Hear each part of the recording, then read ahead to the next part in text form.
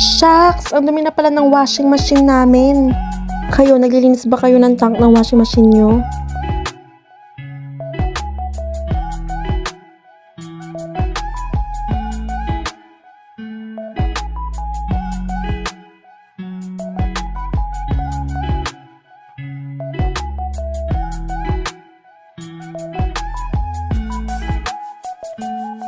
O diba, ganyan na pala siya karumi. Isipin nyo, yan yung naglalabas sa damit nyo.